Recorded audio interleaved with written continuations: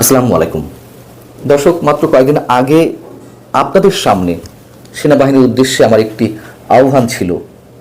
যে ইস্যুটি এই মুহূর্তে বাংলাদেশের জন্য সবচেয়ে স্পর্শকাতর, মানুষকে ভাবিয়ে তুলেছে, রাখাইনের উদ্দেশ্যে বাংলাদেশের মধ্য দিয়ে আসলে করিডোর দেওয়ার বিষয়ে সরকার কোনো সিদ্ধান্ত নিতে যাচ্ছে কিনা, প্রতিটি মানুষ উদ্বেগের মধ্যে।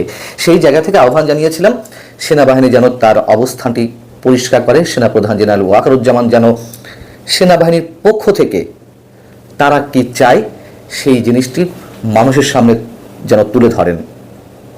যেহেতু যে বাহিনীর কাজ প্রতিরক্ষার, সেই প্রতিরক্ষাই যেন হুমকির মধ্যে না পড়ে, দেশের স্বাধীনতা সার্বভৌমত্ব যেন হুমকির মধ্যে না পড়ে, সেই জায়গা থেকে তো নিশ্চয়ই সেনাবাহিনী সিদ্ধান্ত নেবে। তারা তো আর কোনো ধরনের হঠকারী সিদ্ধান্ত নেবে না নিশ্চয়ই। এবং এই জায়গা থেকে আমি যতটুকু জানতে পেরেছি, সেনাপ্রধান জেনারেল ওয়াকারুজ্জামান তিনি নিজে এই ধরনের কোনো সিদ্ধান্তের বিরুদ্ধে। তবে সেনাবাহিনীর ঊর্ধ্বতন কর্মকর্তাদের, সিনিয়র অফিসারদের একটি অংশ চান না এটি যেন করা হয়। তাদের অনেক ধরনের যুক্তি থাকতে পারে, তাদের অনেক ধরনের চিন্তাভাবনা থাকতে পারে, তাদের মধ্যে যে একটা বিভক্তি সৃষ্টি হয়েছে, আমি সেই শব্দটি উচ্চারণ করতে চাই না, বিভক্তি শব্দটা। তবে মতবিরোধের সৃষ্টি হয়েছে।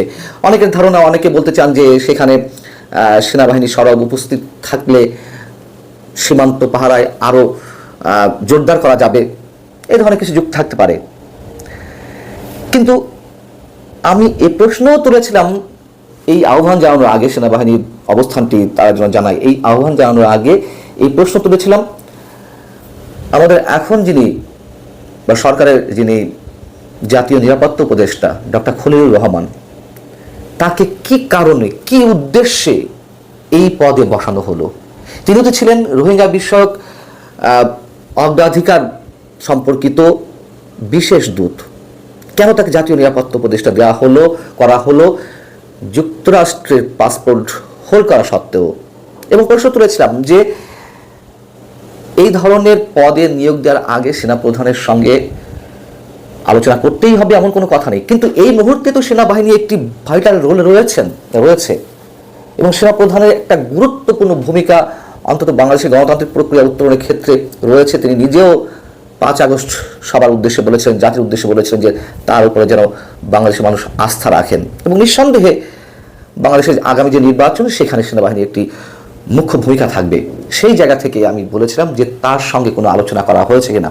যেহেতু তিনি তখন রাশিয়া সফরে ছিলেন, সেই সফর চলাকালীন সময়ে কেন ডক্টর খলিলুর রহমানকে উপদেষ্টা পদে নিয়োগ দেওয়া হলো, সে প্রশ্নটিও তুলেছিলাম।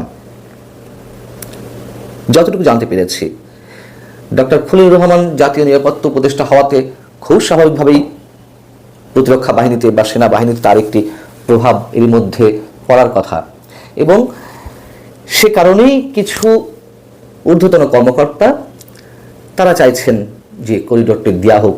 এর শতভাগ সত্য তো আমি জানি না, আমি যতটুকু বিশ্বস্ত সূত্রে জানতে পেরেছি, যদিও ডক্টর খলিলুর রহমান মাত্র 2 দিন আগে জানিয়েছেন যে উত্তেজনা, যে উদ্বেগ বাংলাদেশের মানুষের মধ্যে দেখা দিয়েছে, রাখাইনের উদ্দেশ্যে বাংলাদেশ করিডোর দেওয়ার সিদ্ধান্ত নিয়েছে এমন কিছু নয়, এমন কোনো চূড়ান্ত আলোচনা কারোর সঙ্গে হয়নি, এটি প্রাথমিক আলোচনা পর্বে রয়েছে। তিনি এই কথা একটি অনুষ্ঠানে ব্যক্ত করলেও মানুষ তার উপরে আস্থা রাখতে পারছে না, না রাখারও যথেষ্ট যৌক্তিকতা রয়েছে। এর আগে আমরা শুনলাম যে বিমস্টেক সম্মেলনে সে দেশের পররাষ্ট্রমন্ত্রী জানিয়েছেন যে 1,80,000 রোহিঙ্গা ফেরত নেওয়া হবে প্রথম লটে। এটা যে একেবারে মানুষকে বুঝ দেওয়ার মতো একটা কথা, মানে একটা বিষয়, এটি ব্যাখ্যা না করলেও চলে।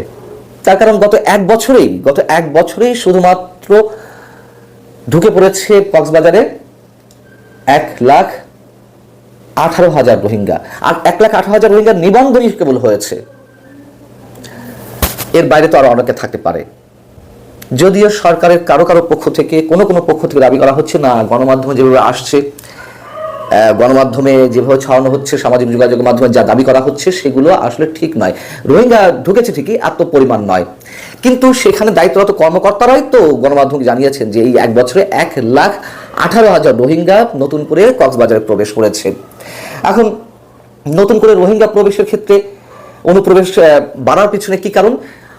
আরসা অর্থাৎ আরাকান রোহিঙ্গা সালভেশন আর্মি আর আরাকান আর্মির মধ্যে যেই দ্বন্দ্ব, যে সংঘর্ষ সেখানে চলছে, সেখানে ক্রস ফায়ারে পড়ে নির্যাতনের শিকার হয়ে এই মানুষগুলো বাংলাদেশের দিকে ছুটে আসছে।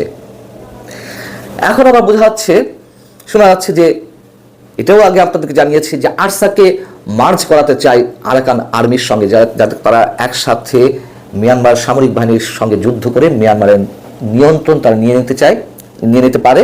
এবং এর পেছনে উদ্দেশ্য যুক্তরাষ্ট্র, এগুলো নতুন করে কিছু বলা নেই, এই কদিন ধরে আমরা বলে আসছি। কথা হচ্ছে যে এটি যদি হয় কোনোভাবে, এটি সম্ভব চীনের পক্ষে মেনে নেওয়া, রাশিয়ার পক্ষে মেনে নেওয়া, ভারতের পক্ষে মেনে নেওয়া।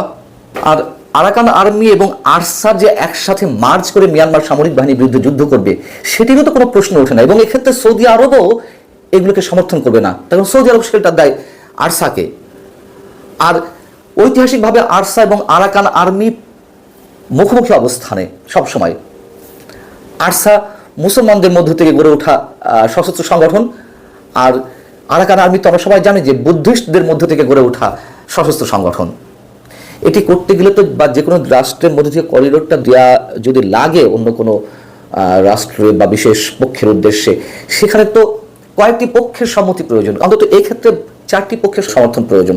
একটা হচ্ছে বাংলাদেশ তো আছেই, জাতিসংঘের সমর্থন প্রয়োজন, জাতিসংঘ আছে, যুক্তরাষ্ট্রের পক্ষে খেলা করছে, মিয়ানমার সামরিক বাহিনী বা মিয়ানমার সরকারের সমর্থন প্রয়োজন, আর আরাকান আর্মি। এইখানে হয়তো 3টি পক্ষ একসাথে আছে, আরাকান আর্মি, বাংলাদেশ এবং জাতিসংঘ, যুক্তরাষ্ট্র পেছন থেকে আছে।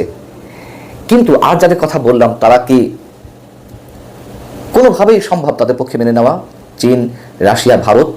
এবং এর সঙ্গে আরো একটা কথা জানিয়ে রেখে, অবশ্যই জাতিসংঘের রেজলিউশনের বিষয়টি আনতে হবে, সিদ্ধান্ত নিতে হবে। সেই রেজলিউশন নেওয়াও সম্ভব, গ্রহণ করা সম্ভব। সেখানে চীন ভেটো দেবে না, রাশিয়া ভেটো দেবে না, প্রত্যেকের তো যার যার স্বার্থ রয়েছে মিয়ানমারে। শুধু একা যুক্তরাষ্ট্র ক্যাপচার করে নেবে, নিয়ন্ত্রণ নিয়ে নেবে, আর সবাই বসে বসে আঙুল চুষবে, প্রশ্নই ওঠে না। তাহলে কোন জায়গা থেকে আমাদের সরকার এটি নিয়ে ভাবনার সময়ও পায়, আলোচনা করার সুযোগ পায়? কি উদ্দেশ্যে? এজেন্ডাটা কি? এজেন্ডা তো আমরা এর মধ্যে আলোচনা করেছি অনেক কিছুই, কিন্তু তারপরও এইগুলোকে ইস্যু করে কেন মানুষকে উদ্বেগের মধ্যে রাখা হবে? সেই জায়গা থেকে আমার আহ্বান ছিল সেনাবাহিনীর প্রতি, যেন তারা তাদের অবস্থানটি জানায়। এবং অবশ্যই সেনাপ্রধান, যেহেতু তার কাঁধেও অনেক দায়িত্ব, রাষ্ট্র মেরামতের দায়িত্বে যে শুধুমাত্র রাজনৈতিক দলগুলো, নিশ্চয়ই তা নয়। এবং বিশেষ করে 5 আগস্টের পরে সেনাবাহিনীর একটা প্রধান ভূমিকা তো রয়েছেই, সেটা তো আমাদের স্বীকার করতেই হবে। সেই জায়গা থেকে অবশ্যই আমরা যে তথ্যগুলো পাচ্ছি, যে সংবাদগুলো পাচ্ছি, যেই মতবিরোধের সৃষ্টি হয়েছে, সেগুলো আমরা তো আশা করব দেশের স্বার্থে, ব্যক্তি বিশেষের কোনো স্বার্থে নয়, দেশের স্বার্থে সেনা সদস্যরা ঐক্যমত্যে পৌঁছাবেন এবং সেটি যত দ্রুত সম্ভব সেনাপ্রধান যেন আমাদেরকে তাদের অবস্থানটি পরিষ্কার করেন। আল্লাহ হাফিজ, ভালো থাকুন সবাই।